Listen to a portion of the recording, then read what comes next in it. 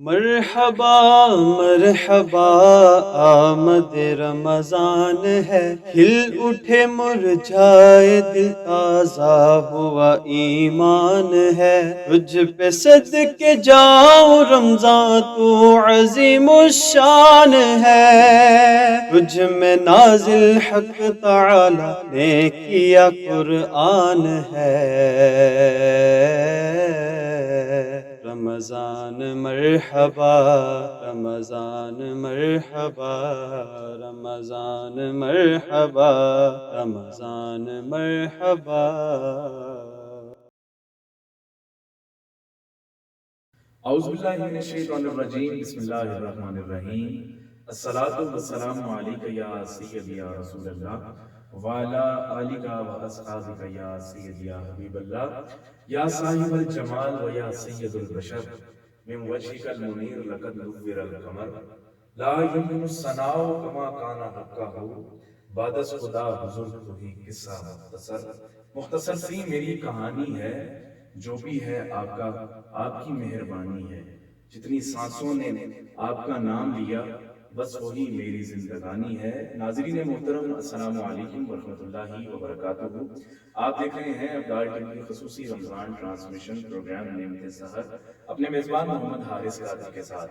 ہمیشہ کی طرح اپنے تمام دیکھنے والے ناظرین کو پروگرام میں خوش آمدید کہوں گا اپنی جانب سے اور ابدال ٹیم کی پوری ٹیم کی جانب سے۔ تمام دیکھنے والے ناظرین سے گزارش کروں گا کہ ہمیشہ کی طرح پروگرام کا جو لنک ہے وہ آپ زیادہ سے زیادہ شیئر کر دیں، تاکہ مزید نئے آنے والے دوست احباب گھروں میں ہماری مائیں بہنیں اس ٹرانسمیشن کا حصہ بن سکیں۔ ناظرین، تو بڑی خوبصورت مہمان آج ہمارے ساتھ اسٹوڈیو میں موجود ہیں۔ سب سے پہلے ہمیں جوائن کیا ہے حافظ محمد عثمان صاحب نے۔ آپ حافظ قرآن بھی ہیں اور بڑی خوبصورت میرے آقا کے ثنا خوان بھی ہیں، اور آپ کے ساتھ ساتھ عالم اسلام کے عظیم مذہبی اسکالر حضرت علامہ مولانا صاحبزادہ محمد عامر عثمان صاحب، آپ کو بھی میں اپنی جانب سے اور ابدال ٹی وی کی پوری ٹیم کی جانب سے پروگرام میں خوش آمدید کہتا ہوں۔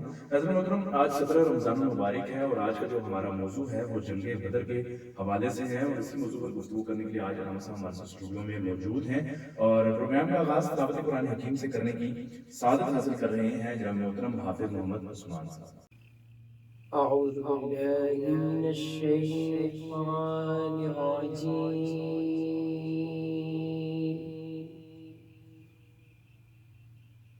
بسم الله الرحمن الرحيم،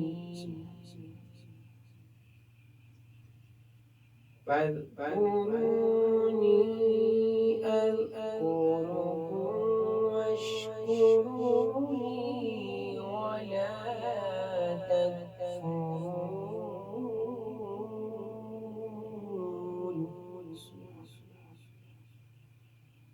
يا أيها الذين آمنوا استعينوا بالصبر والصلاة،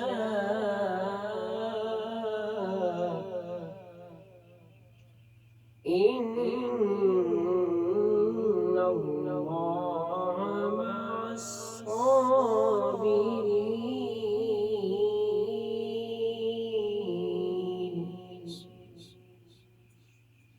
ولا تقولوا لمن يقتل في سبيل الله أموات، بل أحياء ولكن لا تشعرون.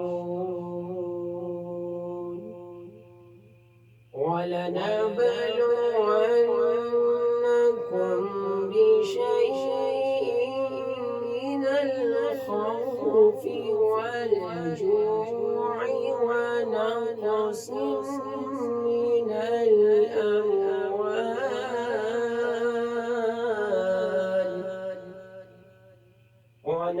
من الأموال والأنفس والثمرات،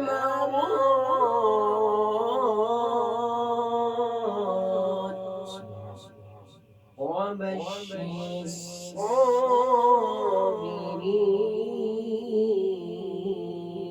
الصابرين الذين إذا أصابتهم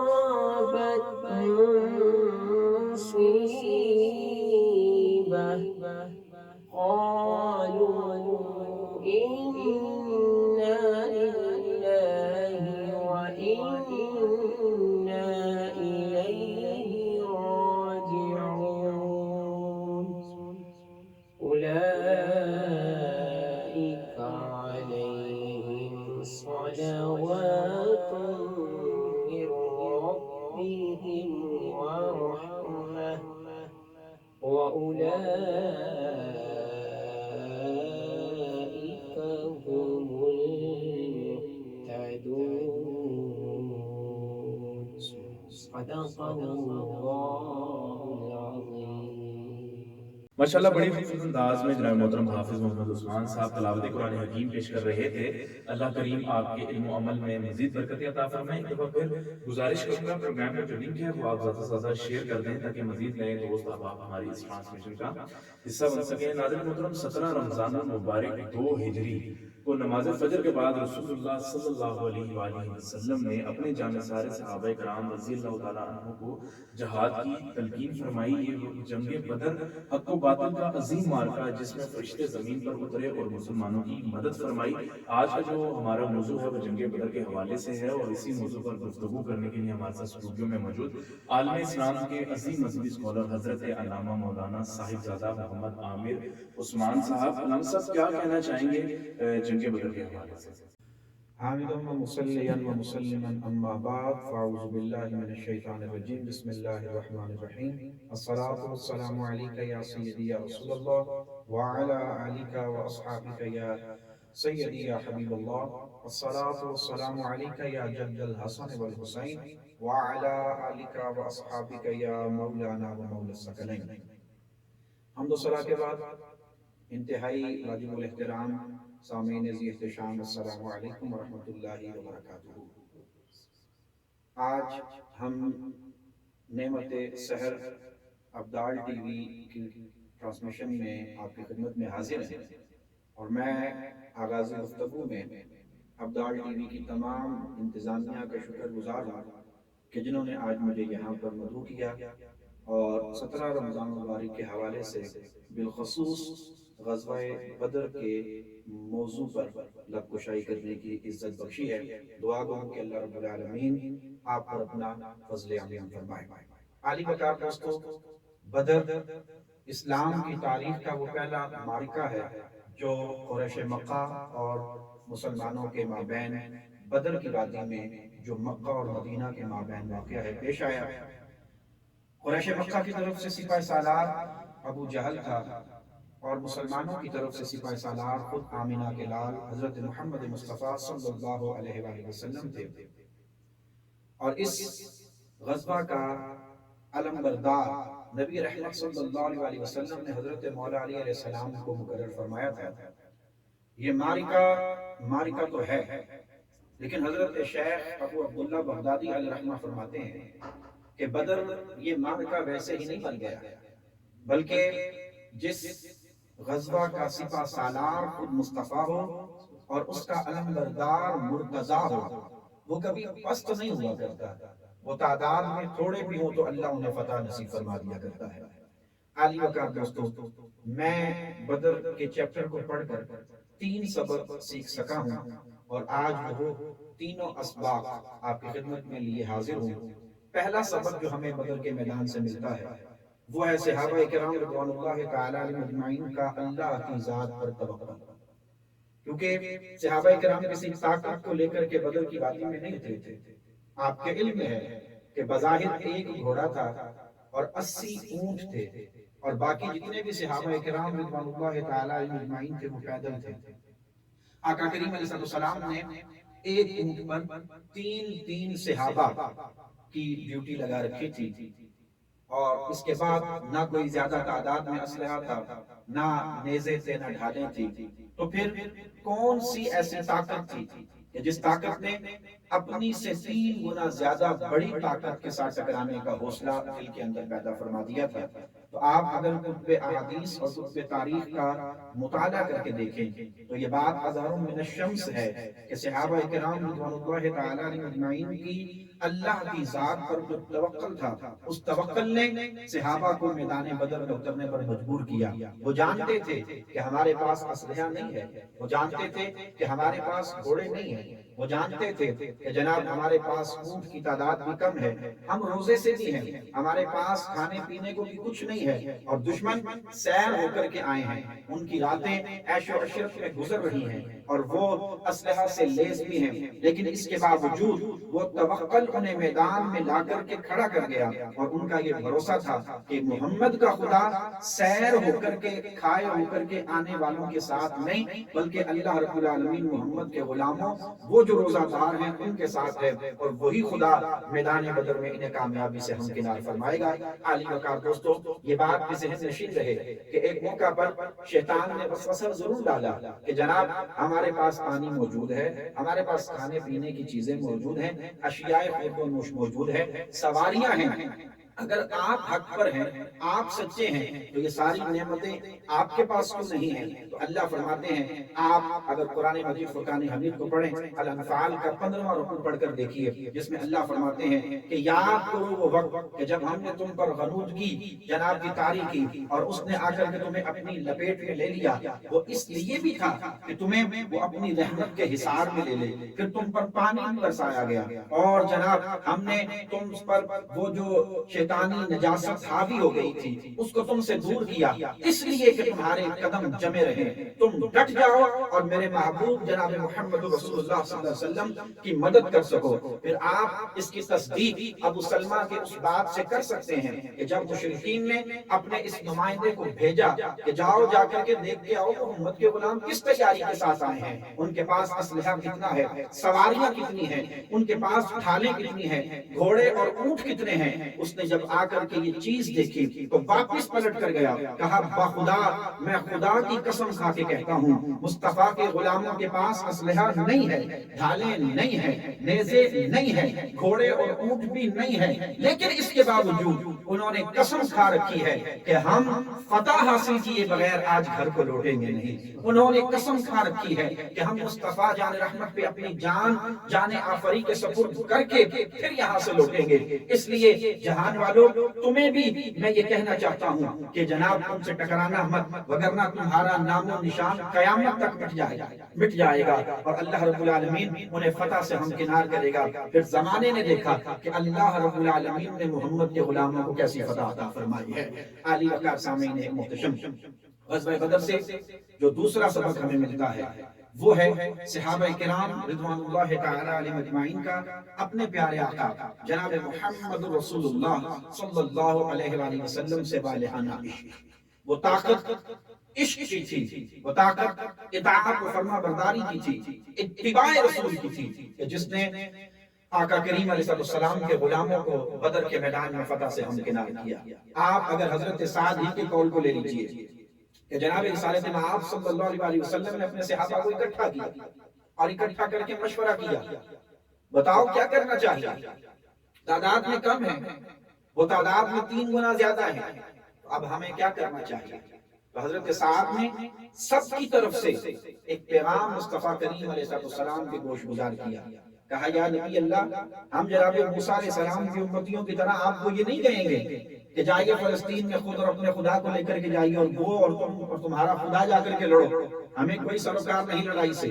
حضرت صاحب نے عشق رسول کی مستی میں ڈوب کر یہ پیغام امت کو دیا اور ساری امت کی طرف سے دیا، یا رسول اللہ صلی اللہ علیہ وسلم آپ پریشان نہ ہوئیے، اگر آپ ہمیں سمندر میں کودنے کا کہیں گے تو آپ دیکھیں گے کہ ہم میں سے کوئی ایک بھی پیچھے نہیں رہے گا، سارے کے سارے آپ کے عشق میں سمندر میں ڈوب جائیں گے، اور جس کام کا آپ نے تہیہ کر لیا دیا ہے آقا کریم علیہ السلام آپ قدم بڑھائیے، ہم آپ کے ساتھ ہیں، ہم پیچھے ہٹنے والے نہیں ہیں۔ تو اس موقع پر نبی رحمت صلی اللہ علیہ وآلہ وسلم نے حضرت سعد کے لیے دعا کے لیے ہاتھ اٹھائے اور کہا کہ اللہ رب العالمین تمہیں اجر عظیم عطا فرمائے، اور جو جو تمہارے ساتھ اس مشن میں ڈٹا رہے گا اللہ رب العالمین کے حضور بالآخر اللہ اسے جنت میں ضرور داخل فرمائے گا۔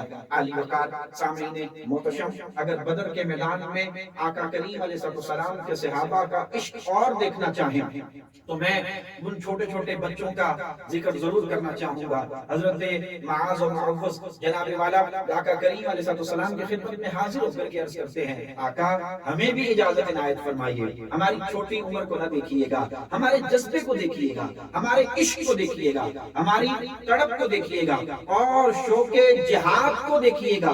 آقا اجازت دینا آپ کا کام ہے، کفار کے چھکے چھڑانا محمد مصطفیٰ تیرے چھوٹے نوکروں کا کام ہے۔ علی وقار سامعین احتشام، میں یہاں پر ایک بات اور عرض کرنا چاہتا ہوں کہ عاشق جہاں بھی ہوگا اس کی توجہ ہمیشہ اپنے محبوب کی طرف مبذول ہوگی۔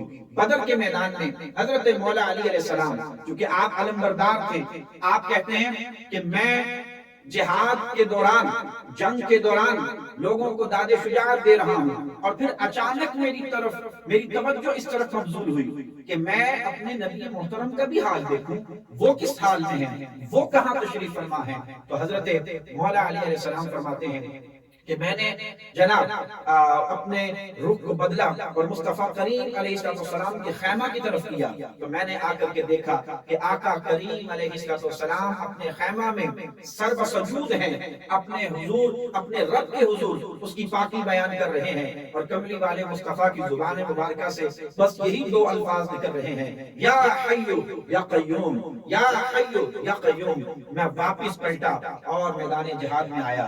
پھر مولا علیہ السلام فرماتے ہیں کہ کئی مرتبہ میں واپس آیا مصطفیٰ کریم کے خیمہ کی طرف تو میں نے ہر بار آقا کریم کو حالت سجدہ میں دیکھا اور آپ ہر بار اسی جملے کا ورد فرما رہے ہیں، یا حی یا قیوم، یا حی یا قیوم۔ یہاں تک آقا کریم نے اس جملے کو بار بار دہرایا اور اللہ رب العالمین نے مصطفیٰ کے سجدوں کی لاج رکھتے ہوئے مصطفیٰ کے صحابہ کو فتح سے ہمکنار کر دیا ہے۔ عالی وقار دوستو، ماشاءاللہ ناظرین صاحب بڑے خوبصورت انداز میں جنگ بدر کے حوالے سے آپ گفتگو کر رہے ہیں۔ ناظرین محترم گفتگو کا سلسلہ جاری رہے گا۔ ہمارے ساتھ اسٹوڈیو میں موجود علامہ صاحب آج کے جو موضوع ہے ہمارے جنگ بدر کے حوالے سے گفتگو فرما رہے ہیں۔ ناظرین محترم کلام شامل کرتے ہیں پروگرام میں اور ہمارے ساتھ اسٹوڈیو میں موجود عالم اسلام کے بڑے ہی معروف صنعتکار جناب محترم حافظ محمد عثمان صاحب سے گزارش کروں گا کہ آپ بارگاہ رسالت میں ہدیہ عقیدت پیش کرنے کی سعادت حاصل کریں۔ صلی اللہ علیہ رسول اللہ وسلم علیکہ یا حبیب اللہ صلی اللہ علیہ یا رسول اللہ وسلم علیکہ یا حبیب اللہ۔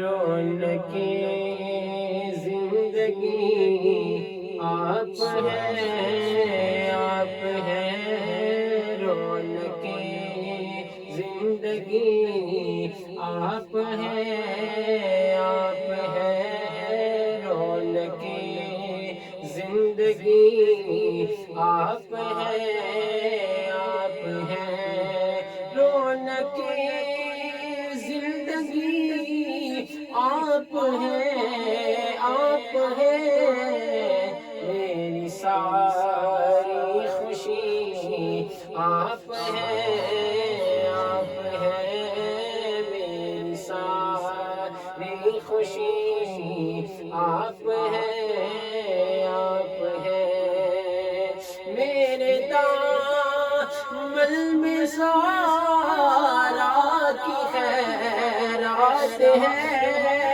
میرے دامن میں سارا کی خیرات खैरात है, क्यों हो मुझे को कमी, आप हैं, आप हैं, क्यों हो मुझे को कमी, आप हैं, आप हैं, रौनके जिंदगी आप हैं, आप हैं।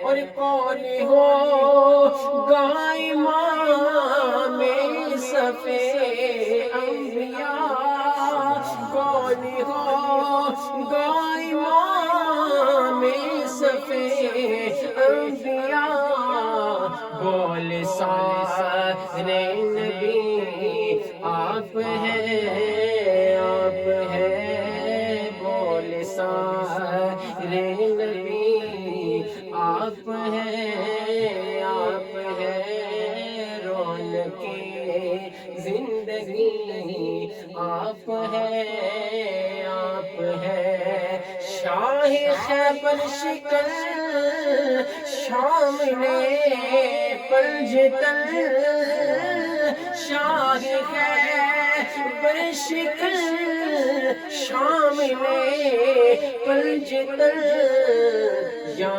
अली या अली आप हैं, आप हैं, या अली या अली आप हैं, आप हैं, ख्वाजाए ख्वाजगा फाताए कादिया, ख्वाजाए ख्वाजगा फाताए कादिया, पीर मेहरे अली आप हैं, आप हैं, पीर मेहरे अली आप हैं, आप हैं, रौनके जिंदगी आप हैं, आप हैं, मेरी सारी खुशी आप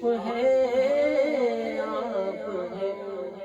माशाल्लाह बड़ी खूबसूरत अंदाज में जनाब मोहतरम हाफिज मोहम्मद उस्मान साहब बारगाह रिसालत में हदिया अकीदत पेश कर रहे थे। दुआ गो मालिक कायनात आपके इल्म व अमल में, आपके सुलूक अंदाज में मजीद बरकत अता फरमाए। कलाम से पहले जंग बदर के हवाले से अल्लामा आमिर उस्मान साहब गुफ्तगू कर रहे थे, चलते हैं उसी मौजू की जानिब। जी अल्लामा साहब। बहुत शुक्रिया जनाब हारिस काज़ी साहिब आपका। मैं जहाँ से बात को छोड़ा था वहीं से दोबारा आगाज़ कर रहा हूँ। ग़ज़वा बदर में सहाबा किराम रिज़वानुल्लाह तआला अलैहिम अजमाइन की आका करीम अलैहिस्सलाम से सच्ची मोहब्बत, ये भी एक वजह बनी ग़ज़वा बदर की कामयाबी की। तो यहाँ पर हज़रत अबू अय्यूब अंसारी रज़ियल्लाहु तआला अन्हु से रिवायत करदा एक रिवायत आपकी खिदमत में ज़रूर पेश करना चाहता हूँ कि किस अंदाज से सहाबा किराम रिज़वानुल्लाह तआला अजमाइन ने अपने आका मौला जनाब मुहम्मद रसूलुल्लाह सल्लल्लाहु अलैहि वसल्लम से वालिहाना इश्क किया था।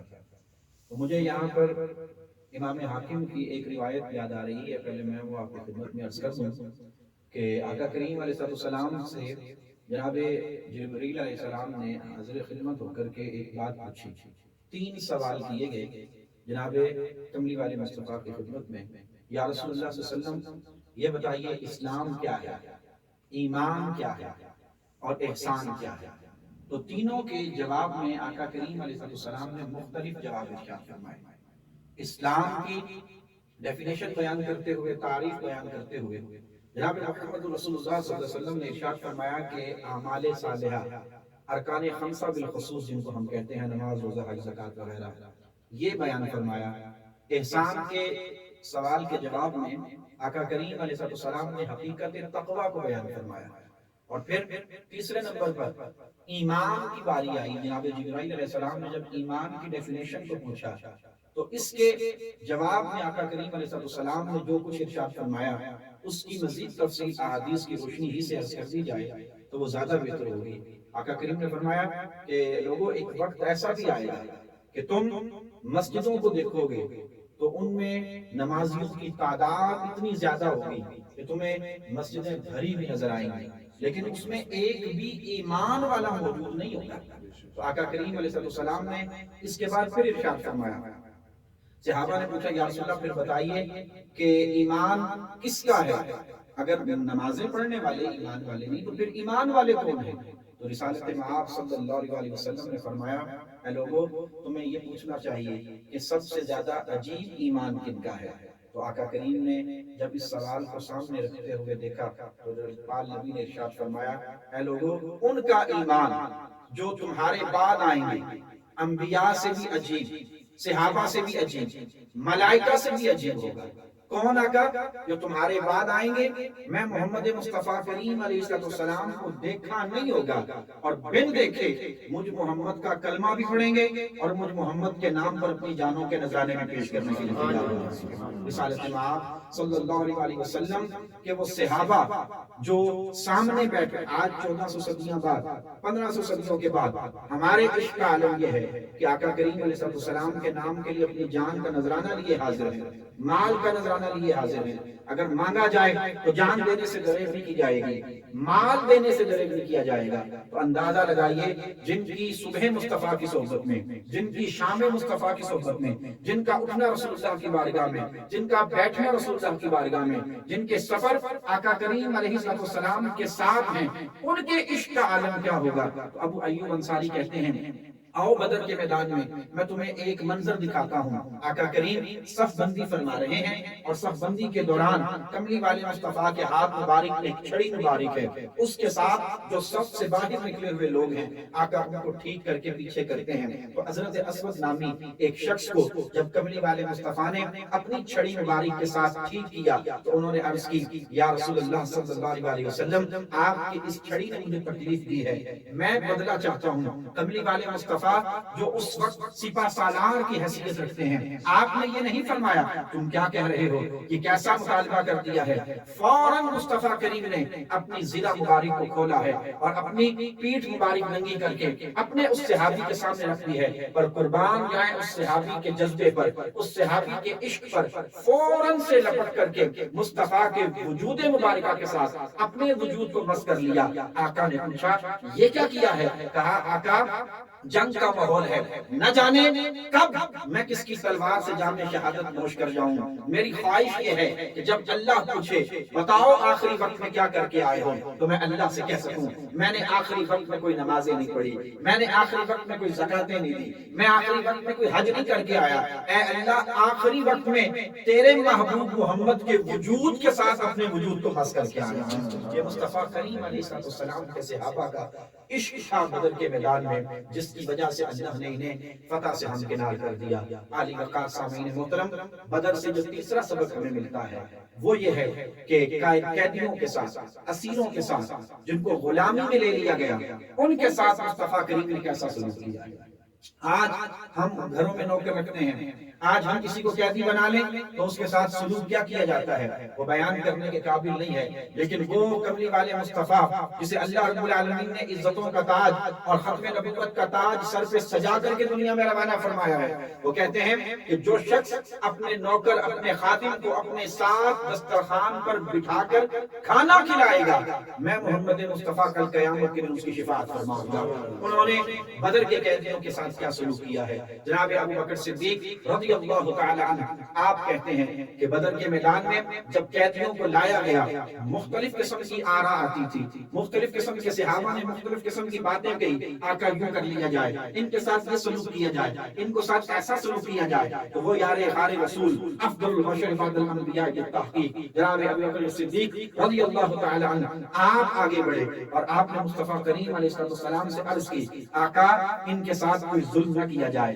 ان کے ساتھ کسی قسم کی زیادتی نہ کی جائے، اس لیے کہ یہ آپ کے قبیلے کے لوگ ہیں، اس لیے کہ یہ آپ کے اپنے قبیلے کے لوگ ہیں۔ تو کملی والے مصطفیٰ نے وہ مثال قائم کی کہ بدر کے قیدیوں کو اپنے صحابہ کے ساتھ بھائی بھائی کا رشتہ بنا کر کے روانہ کیا، اور ان صحابہ نے پھر ایسی مثال قائم کی جس کے پاس کپڑے نہیں تھے اسے کپڑے دیے، جن کے پاس رہائش نہیں تھی ان کو رہائش دی، جن کے پاس کھانے کو کچھ نہیں تھا ان کو کھانے کو دیا۔ تو چنانچہ ایک روایت میرے ذہن میں آ رہی ہے، حضرت مصعب بن عمیر رضی اللہ تعالی عنہ کے بھائی عزیز ان کا نام تھا، جو कुफ्फार की तरफ से लश्कर के अलमबरदार बन करके आए थे, जब उन्हें कैदी बना करके ले जाया जा रहा था, उनका अपना बयान है कि मेरी हैरत की इंतहा न रही, जब मुसलमान भाइयों के लिए खाने को कुछ आता तो वो खुद खजूरें खाकर गुजारा करते और रोटी जो थी वो मुझे दे दिया करते थे। मुझे शर्म आती थी, मैं उन्हें रोटी वापस करता था, लेकिन वो वसीयत और वो तरबियत जो मुस्तफा करीम अलैहिस्सलाम ने उनकी फरमाई थी, वो मेरी वापस की हुई रोटी को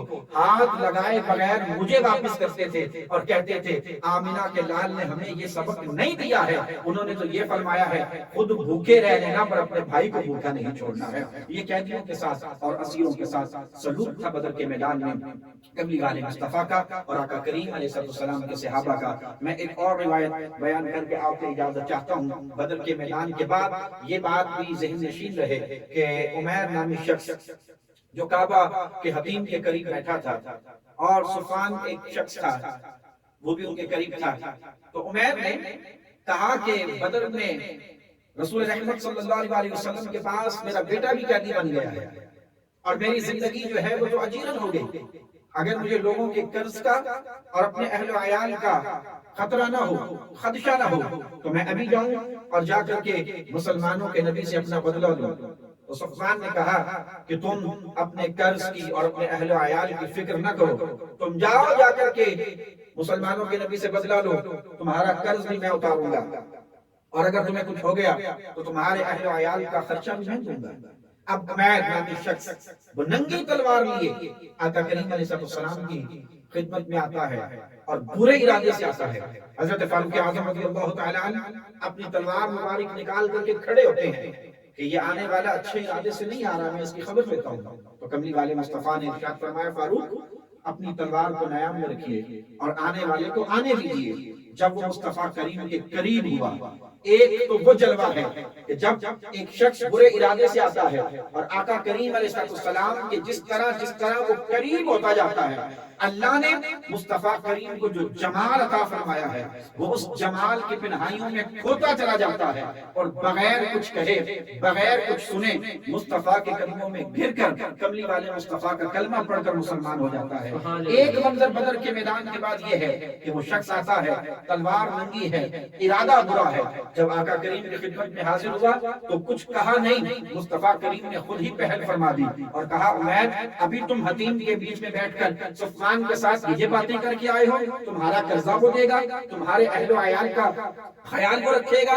फौरन कदमों में गिर गए और कहा मेरे और उसके सिवा ये बात अभी किसी को मालूम नहीं, आपको किसने बता दिया? तो आमिना के लाल ने तबस्सुम फरमाते हुए कहा मुझे मेरे खुदा ने बता दिया है। फौरन कदमों में गिरा, कहा अगर आपके खुदा ने बताया है तो लीजिए मैं गवाही देता हूँ, बताने वाला खुदा भी सच्चा है, जिसको बताया गया वो मोहम्मद मुस्तफा भी सच्चा है। आली वकार दोस्तों, ये ग़ज़वा बदर है और इसके जो असबाब थे वो मैंने आपकी खिदमत में पेश कर दिए हैं और इससे हमें ये सबक हासिल करना चाहिए कि हर वक्त हर मौके पर अल्लाह रब्बुल आलमीन की ज़ात पर हमें तवक्कुल रहना चाहिए और जिंदगी के किसी मौके पर भी कमली वाले मुस्तफा का इश्क और कमली वाले मुस्तफा की मोहब्बत और कमली वाले मुस्तफा की इत्तिबा और इताअत हमारे हाथ से छूटनी नहीं चाहिए। ये वो इश्क है, ये वो इत्तिबा है, ये वो इताअत है कि जिसकी वजह से अल्लाह रब्बुल आलमीन हमारे आमाल को नहीं देखेगा कि हम कितने नेकोकार हैं, हम कितने गुनहगार हैं, हम कितने सयाकार हैं या हम कितने तकवा वाले हैं। अल्लाह रब्बुल आलमीन ने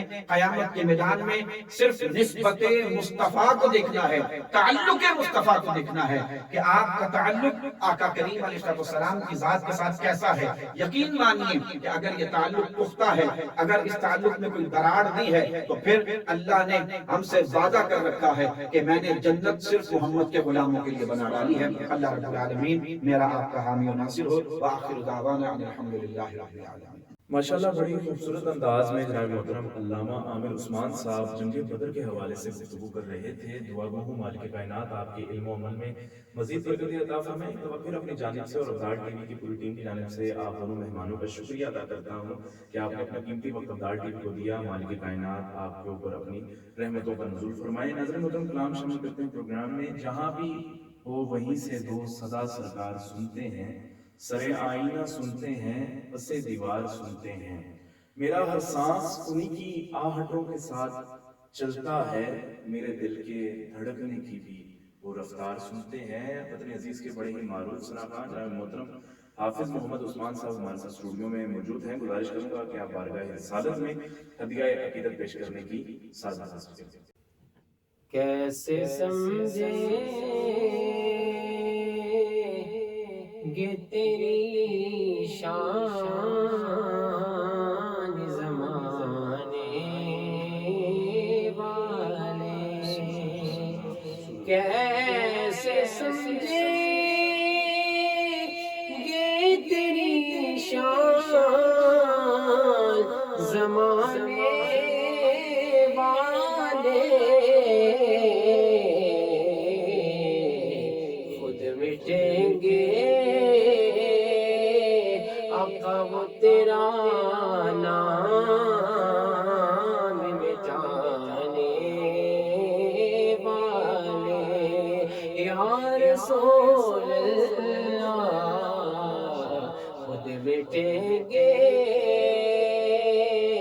وہ تیرا نام مٹانے والے. کیا ضرورت ہے کہ ہم چاند کا جلوہ دیکھیں، کیا ضرورت ہے کہ ہم چاند کا جلوہ دیکھیں. ٹھہرو ٹھہرو کہ وہ ہے زلف ہٹانے والے. ٹھہرو ٹھہرو ٹھہرو کہ وہ ہے زلف ہٹانے والے. خود مٹیں گے آقا وہ تیرا نام مٹانے والے. اور دو جہاں میں نہ کوئی آپ سا قاری دیکھا، دو جہاں میں نہ کوئی آپ سا قاری دیکھا. ارے نوک نیزاں پہ بھی قرآن سنانے والے، نوک نیزاں پہ بھی قرآن سنانے والے. خود مٹیں گے وہ تیرا نام مٹانے والے. کیسے سمجھے گے تیری شان زمانے والے. ماشاءاللہ بڑی خوبصورت انداز میں جناب محترم حافظ محمد عثمان صاحب بارگاہ رسالت میں ہدیہ عقیدت پیش کر رہے تھے. دعا گو ہوں مالک کائنات آپ کے سوز و گداز میں مزید برکتیں عطا فرمائیں. آخر میں آپ تمام مہمانوں کا ایک بار پھر شکریہ ادا کرتا ہوں اپنی جانب سے، افطار ٹی وی کی پوری ٹیم کی جانب سے کہ آپ نے افطار ٹی وی کو وقت دیا. اللہ کریم آپ کو دائرین کی ساتھ نصیب فرمائے. ناظرین محترم اسی کے ساتھ ساتھ آج کے پروگرام کا وقت ختم ہوا جاتا ہے. اپنے میزبان محمد حارث قادری کو اجازت دیجیے اس یقین کے ساتھ کہ آپ سے ملاقات ہوگی انشاءاللہ کل کچھ نئے مہمانوں کے ساتھ ایک نئے موضوع کے ساتھ. اللہ حافظ.